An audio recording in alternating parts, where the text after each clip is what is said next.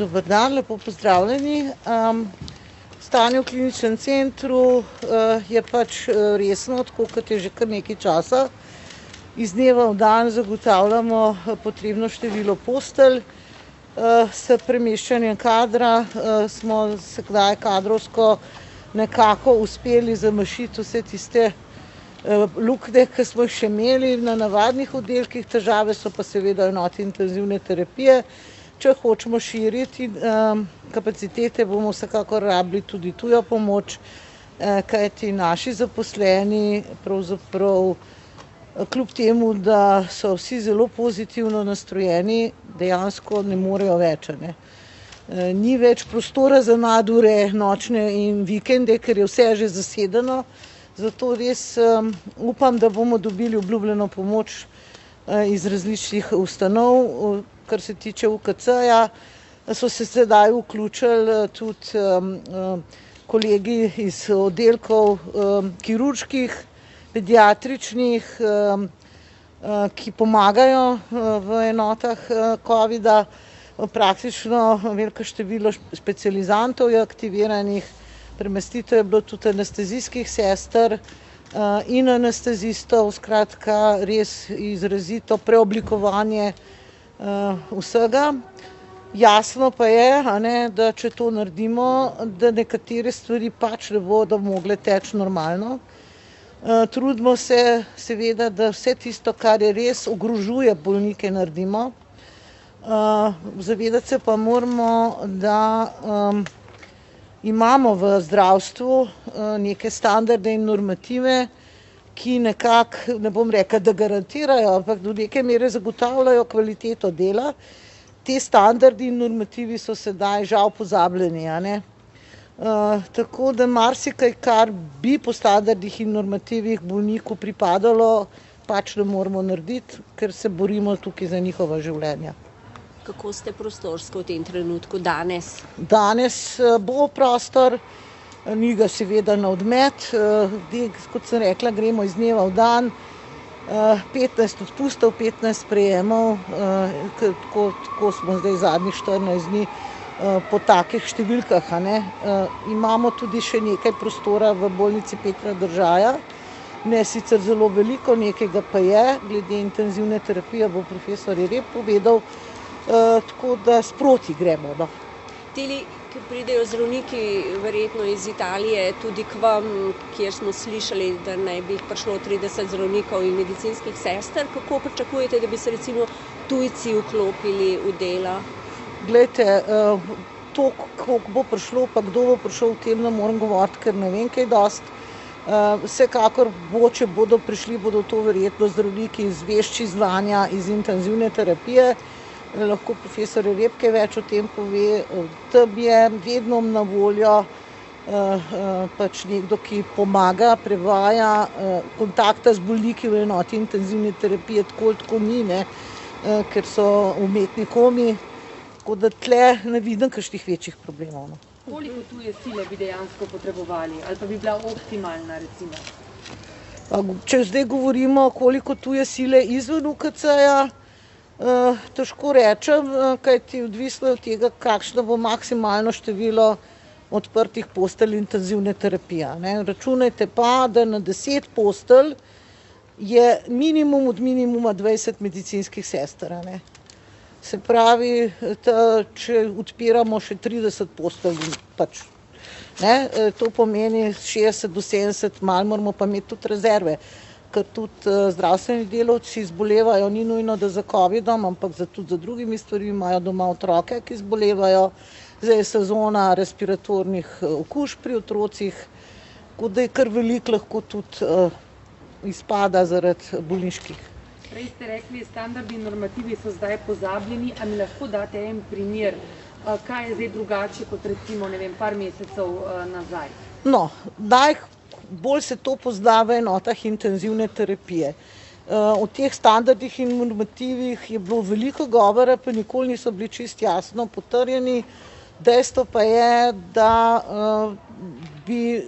če preštejemo postelje in medicinski kader, smo zdaj pod 2 medicinski sestri na eno posteljo intenzivne terapije. kar pomeni, da določene stvari pač ne morejo biti narejene ali jih je pa težje narediti. A ne. In isto velja tudi za ne-covid bolnike. Ne. Vi veste, ne vem, koliko se spoznate na zdravstveno nego, ampak če je bolnik nepokreten, ga je treba na vsake 2 ure obrniti, če je v plenici, ga je treba priviti, če ne more se sam izkašljati, ga je treba aspirirati, če ima sladkorno bolezen, je treba redno kontrolirati, je treba imeti ustrezno prehrano. Skratka, vse te stvari so zdaj majhno okrnjene. No. Mislite, da se bo poznalo to na zdravljenju, na dolžini, na težavnost obolenja? Jaz sem prepričana, da se lahko to pozna.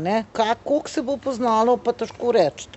Vsekakor si pa želimo, da se ne bi poznalo pri tem, da bi bilo kaj zamujenega. No. Ali morda spremljate, dobro, vem, da spremljate cepilni status, ampak glede na vrsto cepiva, ki so ga ljudje prejeli in hospitalizacija? Glejte, to je pa zelo težko oceniti, ker bi morali zdaj pogledati, koliko ljudi je bilo dejansko cepljenih s posamezno vrsto cepiva in so bile pa tudi razlike v starostnih skupinah. Ne? Recimo starostna skupina po 30 let je v bolnici zelo, zelo redka. Ne? Zdaj, s čim so bili ti ljudje cepljeni? Najprej so bili cepljeni, kakor vem, z Astro, potem niso bili več cepljeni z Astro. Zdaj lahko rečemo, kaj je Astra super učinkovita ali neučinkovita. Ne? Tako da dala sem pač Astro sam kot primerjavo. Trenutno imamo največ ljudi cepljenih z cepivom Pfizer-BioNTech, ampak je tudi večina prebivalstva, vsaj velik delež bil s tem cepljen, predvsem pa starejši. In predvsem tista skupina, ki je bila prva cepljena. Ne? Domovi za ostarele, starejši, rizični in te so zdaj tisti, ki bi definitivno rabili tretji odmerek. Mene zanima še, zadnje dni se je govorilo glede onkologije, da naj bi tudi zaustavili, če imate vi kakšne podatke o tem? Glede onkologije, ne vem sicer, kaj mislite, kolikor je meni znano in glede na stališče strokovnega sveta, so onkološki bolniki poleg porodnic in otrok prva prioriteta. Tako da, če se bo to ustavilo, se bo tako ustavilo vse. Razen porodov. Prosim? Če imate že koga cepljenega s tretjim odmerkom v bolnišnici? Ja, smo imeli, vendar so bili to ljudje, ki so bili cepljeni v inkubacijski dobi. Bil je pa en primer zanimiv, ki je bil dejansko tretjič cepljen, bil je pa tudi prebolevnik. Tako da to pa zadeve pravzaprav precej zapleteno. To bo čas najbrž, da po epidemiji, da se naredijo vse te analize. Sigurno, ja. Sigurno. Večina pa niso. No.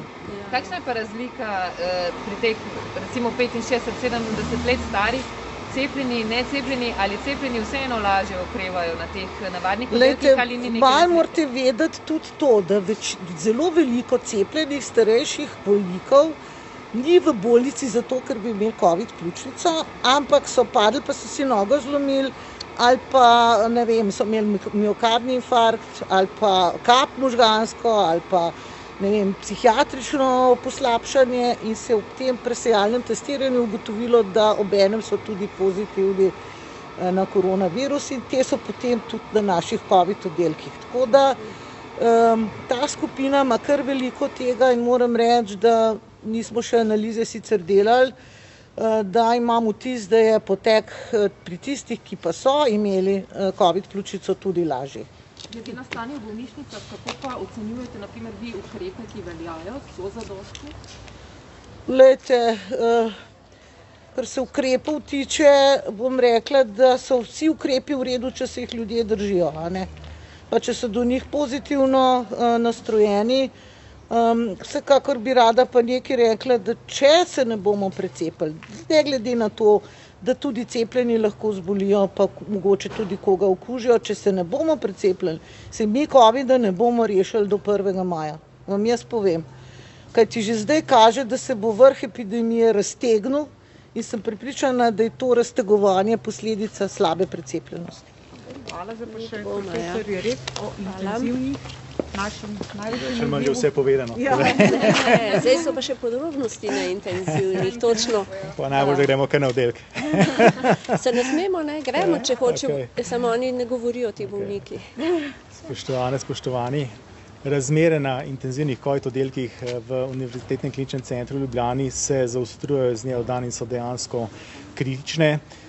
Uresničujejo se najbolj črne napovedi, da bo do konca novembra umrlo v državi več kot 400 bolnikov. Verjetno bo ta številka dosežena, žal dosežena, lahko bi se temu ognili z orodji, ki so bili večkrat že omenjeni in ki jih vedno znova ponavljamo, gre za cepljenje. Dejstvo je, da smo glede intenzivnih postelj v Univerzitetnem kliničnem centru v Ljubljani na robu, tako kot so na robu tudi praktično vse bolnišnice v Sloveniji, na robu, kar se razpoložljivosti in prostih postelj tiče in na robu tudi, kar se kadar tiče. Kadar je problem, kar vedno znova poudarjamo, namreč zavedati se je potrebno, da kritičen bolnik s COVID-om potrebuje oskrbo vrhunskega intenzivista, ki jih že v normalnih razmerah v Sloveniji ni dovolj, jih primanjkuje, potrebuje oskrbo usposobljene medicinske sestre. In tu rezerv praktično ni več, glede tega smo na robu in standardi, ki jih lahko nudimo in standard, ki ga lahko nudimo posameznemu bolniku, je daleč pod normativi, ki veljajo za normalno življenje, kar je profesor Lejkova že izpostavila. Naše osebje se trudi, delovna morala, če lahko tako rečem, je še vedno na relativno visokem nivoju, ne vem pa, kako dolgo lahko še na tem nivoju dejansko zdržimo ob vseh dnevnih obremenitvah, s katerimi se soočamo. Če grem k številkam, konkretno danes imamo na intenzivnih oddelkih v Ljubljani 80 COVID kritično bolnih posameznikov, ki so neposredno življenjsko ogroženi, od njih jih je 65 priključenih na aparate za mehansko predihavanje.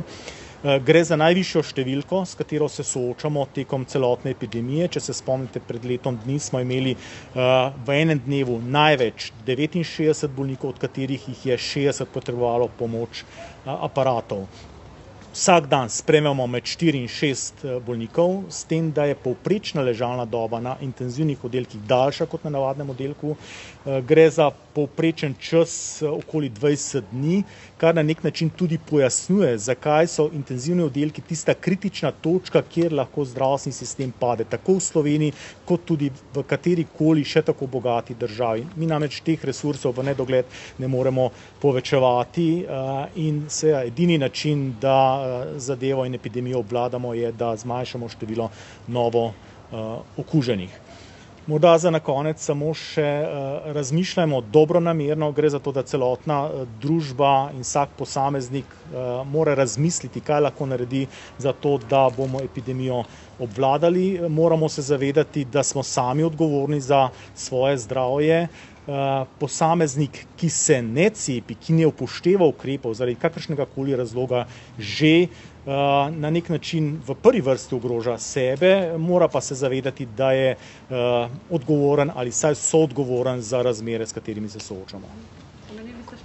Koliko jih lahko še sprejmete, če bi bilo poviševanje naprej na intenzivni? Mi imamo v tem trenutku pripravljenih 7, lahko rečem, prostih intenzivnih postelj.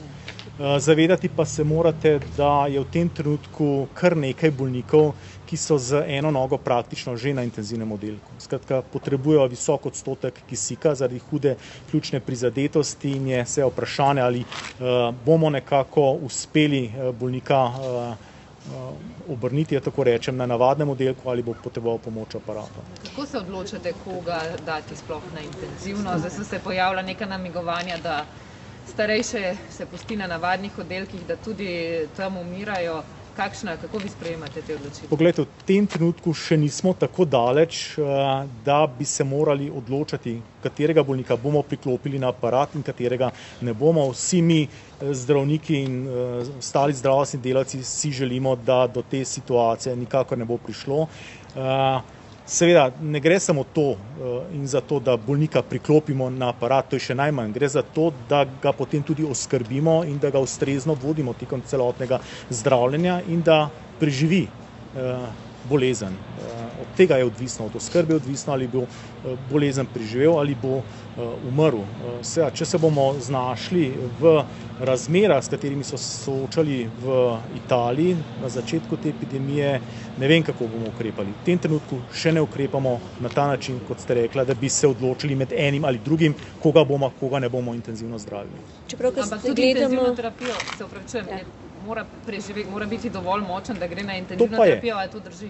Poglejte, starost? to je pa, ocena je enaka danes, kot je bila pred covidom. Se pravi, če mi ocenjujemo, da posameznik nima nobene možnosti, da bo preživel intenzivno zdravljenje, ga na intenzivni oddelek ne sprejmemo. Tako smo ravnali pred covidom, kot ravnamo danes. Gre pa seveda za posameznike, ki imajo neko resno, kronično bolezen, ki jih je izčrpala do te mere, ki so tako krhki, da po oceni, po normativih, po točkovnih lestvicah, ki jih imamo, lahko dokaj varno, če lahko uporabim ta izraz, in pa se strokovno ocenimo, da nima možnosti preživetja na intenzivnem oddelku, preživetja intenzivnega zdravljenja, v tem primeru ga na intenzivni oddelek ne sprejmemo. Starost ni kriterij.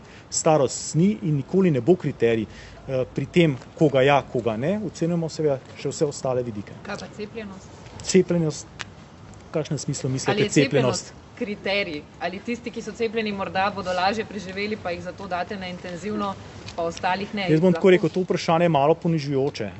Daleč od tega, da je bilo strokovno. Cepljenje nikakor ni bilo, ni in ne bo kriterij, na osnovi katerega se bomo odločali, kako bomo posameznika obravnavali. Vsi posamezniki, ne glede na cepilni status, imajo enak način obravnave in vse enako obravnavamo. Lahko sam nekaj vprašam še prej. Ki bodo očitno prišli na pomoč. Mi vsi si želimo, da bi zdravniki iz tujine prišli na pomoč. Dejansko potrebujemo usposobljen kader, potrebujemo usposobljene zdravnike, intenziviste kot medicinske sestre. Te pogovore vodi Ministrstvo za zdravje in upam, da bodo čim prej prišli. Kater profil zdravnika je najbolj v narekovajih zaželen ali pa... Zaželeni so intenzivisti. Lahko vam samo povem, v Sloveniji imamo v tem trenutku 87 intenzivistov z licenco za 12 COVID bolnišnic, to niti slučajno ne zadošča. Poleg tega seveda tudi za vse tiste ne-COVID intenzivne oddelke z bolniki, ki jih je potrebno enako poskrbeti. Koliko bi zadoščalo? Prosite, zadoščalo za? Koliko zdravnikov oziroma intenzivistov bi potrebovali? To je bilo že povedano, profesor Lejko je že izpostavila oziroma dotaknila se, mislim, samo negovalnega kadra, kar se zdravnikov tiče. Mi potrebujemo za 10 postelj med 4 in 6 zdravnikov specialistov za 24-urno oskrbo teh bolnikov.